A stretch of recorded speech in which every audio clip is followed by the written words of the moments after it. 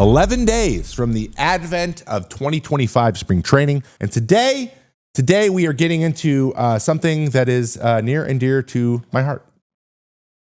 My top 5 bullpens as of right now, February 2025. Now there's a ton of bullpen guys out there still. We still got Phil Maton. We still got Ryan Stanberg. We still got a bunch of guys. Timothy Hill's still out there. There's going to be guys falling, dropping everywhere. Adam Ottavino will probably end up somewhere. Like, there's a lot of good pitchers available still for bullpens. So these things couldn't change. These bullpens could get better. Now, one interesting thing, I think about bullpens a little bit differently than a lot of other people. In my opinion, there are 3 elements that make a bullpen quality. Okay. And I think that each bullpen could be separated into what guys kind of fulfill these roles and how well they do it. So the 3 categories are as follows. 1, emergency. How do you handle, 1, the bullpen thrown in a bullpen day? So how well can you handle just the whole bullpen pitching all day? That's one thing. Say the starter gets kicked out early and you need guys to bridge the gap. A prime example of a guy who fits in that emergency bucket, 2022, Trevor Williams, that guy saved us. He saved us. He spot started.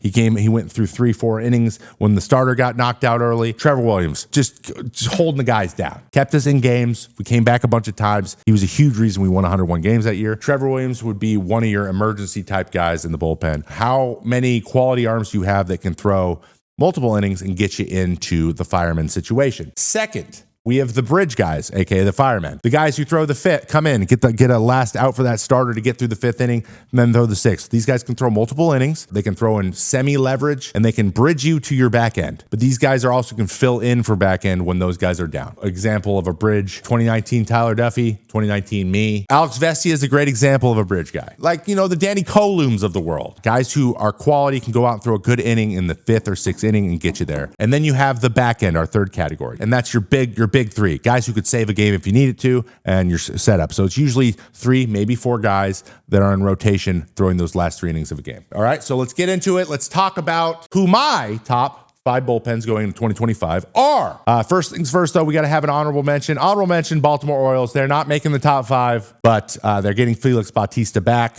They have Sir Anthony Dominguez. Greg Soto could make a bit of a comeback after a little bit of a weaker year. Those are some guys with some flames. They have Yanier Cano, and they got Andrew Kittredge. Now, a lot of these guys have struggled a little bit. Maybe they're a little older. So, again, these guys ceiling, like the Baltimore Orioles could have a top 3 bullpen if they're all healthy and throwing well. Keegan Aiken, lots of good options. But they just missed out on my top 5. You'll see why. And a lot of this is recent bias, and all of this is... You'll see. It's interchangeable. These guys could probably be in, but I think that there's a few guys that need to kind of prove themselves and be healthy. Number 5 on my list, the New York Yankees. And I know that's very hard to see. Did not think about that. Sorry. My eyes! Here's the 3 categories. I give them a C+ in emergency because... honestly, emergency is going to be a little bit of a crapshoot going through this, just so you guys know. There's not going to be a ton of guys who are like proven long guys. Like, they're usually the dregs of the bullpen, right? Usually. Unless you're, the Ryan Yarbroughs of the world, and that's what you're going to be every single time. But they have Clayton Beer, Ian Hamilton, Will Warren, that's supposed to say, and Yandris Gomez. They're going to bridge with Mark Leiter Jr., Fernando Cruz, and Jake Cousins. Fernando Cruz was the guy they picked up this offseason who has one of the most nutty splitters I've ever seen. Actually, Mark Leiter Jr. also has a crazy splitter. So that's 2 crazy splitters, and Jake Cousins got that slider from hell. But that's a pretty solid group. A little bit inexperienced, but Fernando Cruz had some holds last year. They have holds. Mark Leiter Jr. did it for the Cubs. That's solid. That's okay. It's a fine bridge. But their back end of Luke Weaver and Devin Williams, it's an A. Those 2 guys, 8-9. I would feel very confident having those 2 dudes out there. But overall, we give the New York Yankees a B minus on the bullpen. Though there's still time. If they add like a Danny Colum, if they add a lefty, I think that the emergency will go up to a B, and they'll probably go to a flat B. Number 4, the Kansas City Royals. I know y'all are like, excuse me. Now, you got to remember, the Royals started last year not the best in the bullpen. They struggled to find who was going to close games. They've had a lot of their guys kind of doing their best. But the Kansas City Royals have added Carlos Estevez. They got Lucas Urseg. And they got Hunter Harvey coming back. That's electricity. 3 absolute flamethrower arms. Like, those are 3 dudes that I think those 3 guys, though young and a little bit more unproven, are electric and ability to go get strikeouts. I'll show you right here. You saw the back end. I give that an A-. I think those guys are good, even though the only reason they are not an A and an A- is they're a little unproven. But I'll take those three guys any day of the week. B+ overall. In the bridge, Sam Long, John Schreiber, and Angel Zerpa. Honestly, that's kind of mean with the B-. That's probably more of a B+. Angel Zerpa can pitch every freaking day. He's left-handed. He throws cheese. John Schreiber absolutely owns Aaron Judge. 2-2. Did he go? And then Sammy Long got the big curve. That's two good lefties. I like those guys. And their emergency is really good. Chris Bubic, he did a great job in this role last year. He can throw multiple innings. He's an ex-starter. He did a great job there. Michael Lorenzen. So it's between Bubic. I'm going to keep saying it. Bubic and Lorenzen to see who starts. But either way, whoever makes it into the pen is great. Chris Stratton's another guy who's really good at getting you the bridge. He actually might throw more of a bridge. So you could swap him with Sammy Long. And then Taylor Clark is kind of the last guy out of their pen. But they have a good smattering of guys who can throw multiple innings. Like even Zerpa and Long can both throw multiples as well. So they can go get you 4 or 5 outs. I like that as a bridge. And they're all fairly durable and stayed healthy. So I like this bullpen a lot. I think they're sleeper. And once they added Estevez, that moved them into my list. Now, if the Yankees sign a lefty like today, I think that they jump them. So they probably go to 5. Number 3 on my list. Say hello to the Cleveland Guardians. Bah, bah, bah, bah.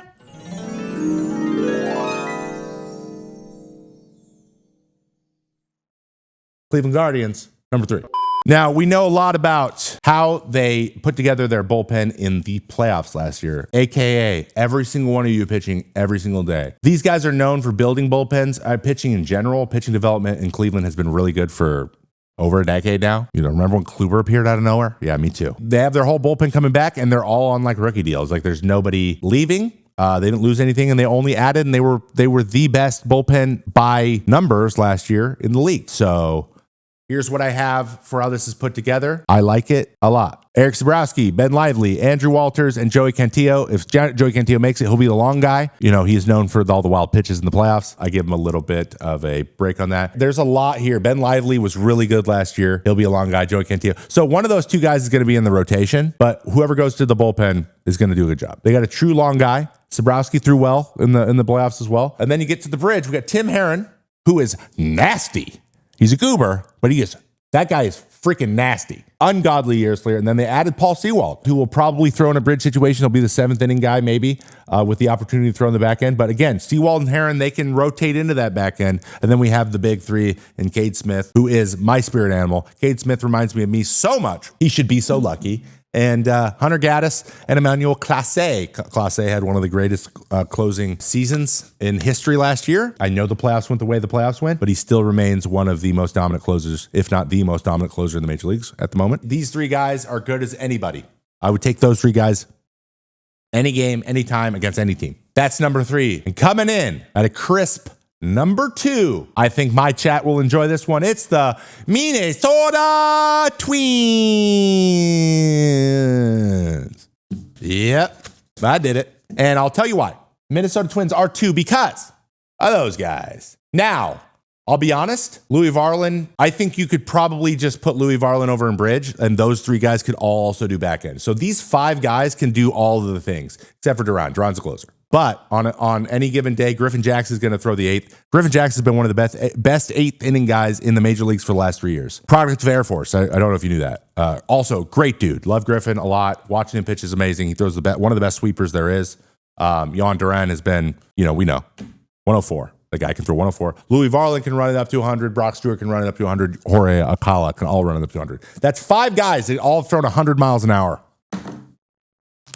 Wow. But let's also talk about emergency. So the scores, we have the scores here. It's funny. I gave the Twins a B+. They get an A. They're an A. This is an A bullpen. I don't know why this is B+. I'm an idiot. Congratulations. You played yourself. Emergency, Cody Funderburk, Michael Tonkin, Justin Topa, and Cole Sands. Cole Sands, Justin Topa, Michael Tonkin all have experience. They are solid, come in, shut the rally down type guys. They're going to do a good job of that. I like Justin Topa and Tonkin for a lot of this, like multiple inning, throw 1 inning and 2/3, get you to the 6th inning. So they're set up pretty well there. I think Funderburk is a ex-starter. These 2 are nasty. These 2 are filthy. And these 3 are gross. Altogether, B+ bridge into an A+ back end. gives you a B plus, aka A overall. The Minnesota Twins, I just think Griffin Jackson and Johan Duran are just about as good as they get. And then you add 3 other dudes who you can rotate who all throw 100. Obviously, injury permitting. And I have a little bit of a bias and sweet spot for the Minnesota Twins, but they have a very, very good bullpen this year. That is our number 2. And now we're going to get in to our number 1. Best bullpen going into the 2025 season. It is. It's the Dodgers. It's the Dodgers. Let me tell you why. This is the Dodgers bullpen. Emergency. Ben Kasparius. He's got length.